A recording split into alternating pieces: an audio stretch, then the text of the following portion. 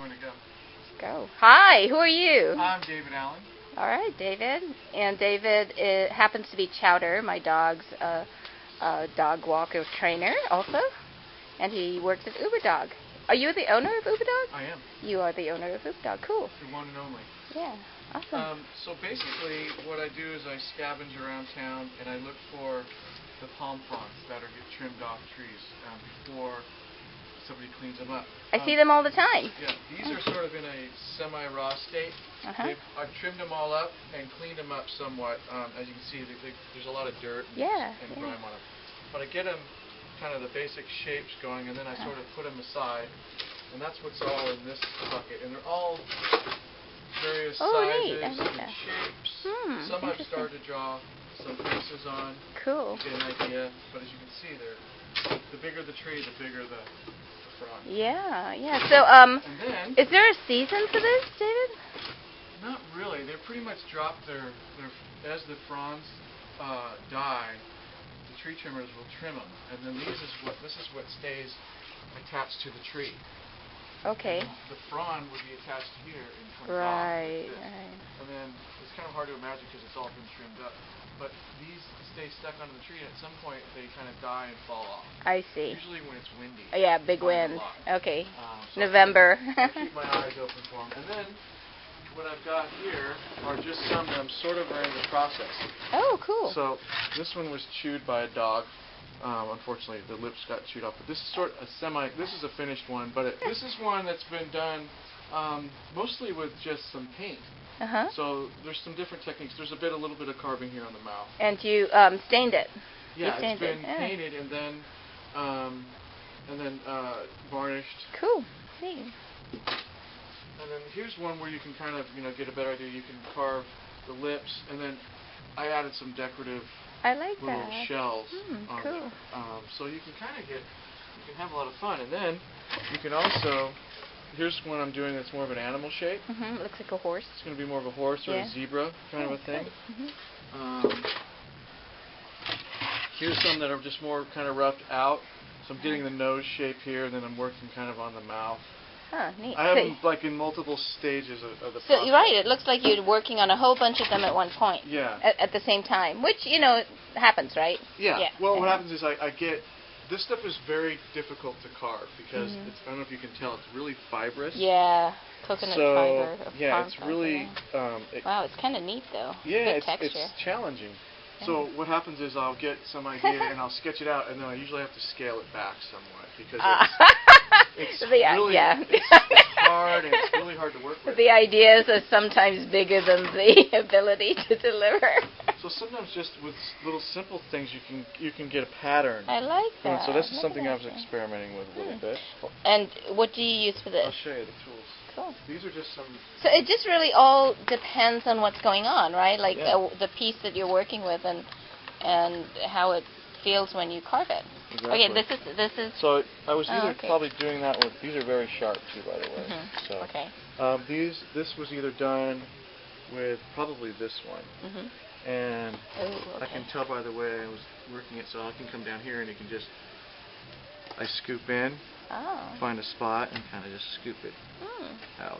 Oh, that's kind of fun. It can be labor intensive. Yeah, but soothing, right? Some of the other tools that I use is a Dremel tool. Okay. And is all this the not attachments. what kind of Dremel do you have? Because I have a Dremel. Craftsman. This looks like a good one. Mine is kind of a cheesy one. And then I have all these different. If I want to get really intricate with some stuff, and I'll show you one. The mask that I'm working on. Got a little bit more carving going on it. For the major carving, though, what do you use? To knock out, like here's one that's got a little bit more intricate. To get the I use a jigsaw, just a hand jigsaw. You could also just use a hand saw. I just use this as an old Craftsman jigsaw. So I just sort of, I get an idea of what the shape in my mind, and then I just carve and get rid of all that excess. Cool. And then here's where I'm kind of. This is one of the more detailed ones that I've done. I like that. And this is all done with a mixture of tools to get a lot of the material out right away. I use a coping saw. I also have I don't know what, just a hand saw. That looks kind of old. Is that old? It is kind of old. It belonged to my uncle. Oh, cool. All my tools pretty much belong to my dad and my uncle. When they passed away, they kind of. That's why I have so much stuff. Yeah.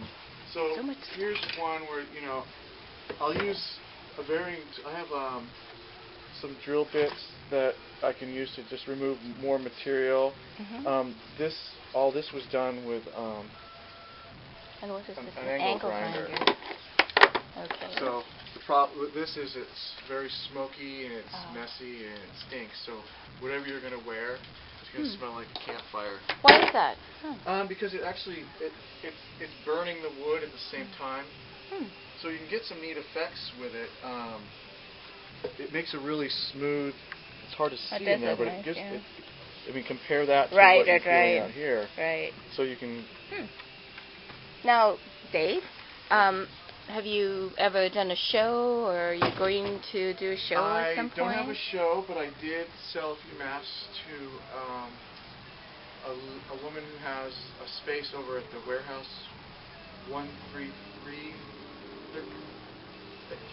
Where's that? It's right on the corner. It's right near the corner of Redondo and Anaheim. Oh, okay. It's like a consignment type place. Okay. So I'll have to go take a look. Yeah, she's got some up there. Oh, I've sold some to some neighbors. Oh, fun. And on Etsy, do you have an Etsy store? No. You know? No, haven't done. Oh, okay. It's more of a hobby, and then people are like, "Oh, those are cool." And then yeah. I used to make them for friends. So I gave a bunch. I've just given a bunch of away. Yeah, I think that's what happens to me too. I make a lot of stuff, and then I never have anything around because I always give it away. I donated a bunch to a group that had a garage sale that was for cancer. Oh, cool. So they sold the masks. I think they sold a few for like $30-$40. Oh, nice, nice. Some of my older ones. Oh, that's good. So, it's just something I do when I have spare time. And it's nice to be able to clean up the streets and do something with it, right? People come out and they go, "Hey, where'd those things go?" They don't know that I came by. Well, this I use as well. This is a big kind of heavy-duty sander. Bandsaw. And that, once I get the whole mask done, and I'm pretty happy with the carving and stuff, then I'll put it on here and I'll clean up all these little frayed edges on here. Yeah, nice. I don't have an example of it, but another really cool thing that you can do, depending on, the other thing too with these is that they don't have to go this way. You can flip them over and the face can be down here. Right. I've done some where I put holes all around and then I put speaking of rope, I would take something like a manila rope, like this. Cool. And make like a loop it through and then make it all facial hair or so a lot of my ideas are inspired from You have a book? Sketches. Oh, okay. Some sketches. Some old stuff. This is some stuff that I did. Oh, neat. Like this is kind of the general shape of the palms because there's kind of the horse idea. Some of these are more like Tahitian islands. Some are more like African. Based. Like this is I like more that. The animals are more African. These are just some balls. Yeah, with the darkest stain it looks African, the darkest stain in the paint. And then I also have just went on the internet and kind of printed out some stuff that I thought was cool, and it gave me some ideas. Yeah. Sometimes I take parts of one and mix and match with another. Neat. So then again, here's the animals. So, different. I realize that life sometimes gets in the way of all of this creativity, right? Sure. So, how much time do you actually spend working on things? That's a really good question because Or does it just vary depending upon how you feel? On the day and how much time I have. Sure. And how many projects I have do you, around the house. Like once a week, you're hitting up the I try to work bin? on it once a week. Okay. Even if it's just for a half an hour. Yeah. I like to do it more. But it's hard. It's messy, and it makes so I have to kind of pull stuff out. Yeah. And then you have the cleanup time too. So. So what are these? I looked at these tools over here. What are those? These are just some. That's kind of. Actually, they're gunsmithing tools, really? but they're. I don't really know. some are used for carving, and some are. They belong to my dad. Nice. Yeah, gunsmithing. Gunsmithing? What's a gunsmith? Well, somebody who makes guns? Not makes the guns, but you carve the stocks. So have you ever seen the little crisscross patterns? My gosh. Very cool. This kind of patterns on the stocks. Oh my gosh, really this is a gold mine. This is what he would do. Look at this. I don't even know how to use these. Do they still sell these? Yeah. Wow. I've seen them on the internet for like, $25 a piece for these, but I don't even know how to use them. I don't. I've got neat. wood. Look at this. There's no instructions. Sorry, I'm like. Just. Oh, cool. But You have to learn it. It's like a real sharp. There's an edge in there. I just haven't figured out how to use it. I see. Huh, but neat. we're doing gun checkering. Huh. There's another tool that does something. Easy checkering tool. Yeah, this thing looks ancient. Because it's hard to do. Right, because you're going to be using a lot of pressure. Sometimes I use this table too for the bigger ones, but that holds it pretty firm. And then I'll just get. Yeah, that's pretty good. So then I just sort of I'll get an idea like, okay, I want the eyes to be somewhere up here. So you can just kind of draw wherever you want to do. Okay. So and then I'll get you started on it. And then I think there'll be an indentation here for a nostril of some sort. Whatever you want to do. It's all you.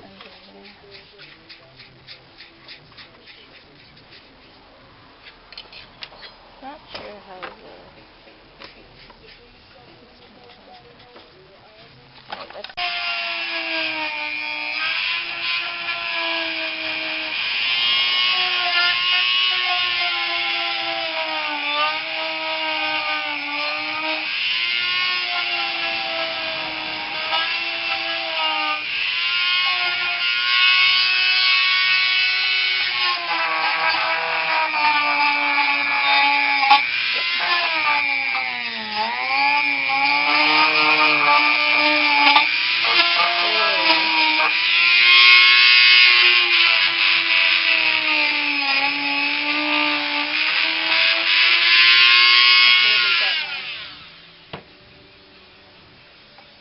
I think I have to bridge it this way, right?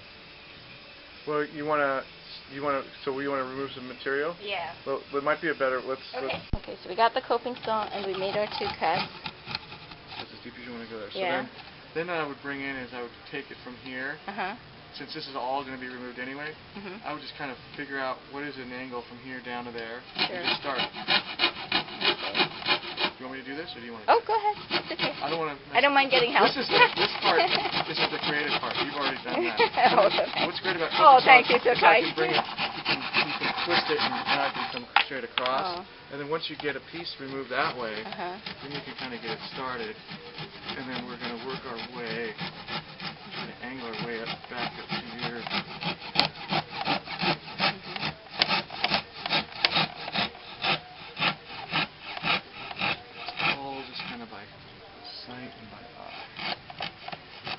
Go a little high on one side and the other, you can always fix it. Adjust it. Nice. Ooh, cool. So now we've gotten all that out, and then you can come in with any number of tools. You can come in and kind of clean, make that a little bit flatter so it follows this shape. You can come in this way. All kinds of ways to do that. Let me go work on that. Okay, so here we are. It's the work in progress. I'm racking up a lot of unfinished work behind me. Every time I do one of these, it's like I come back. Isn't it trying to get a feel for it too, though? Yeah. It's not necessarily to. I think.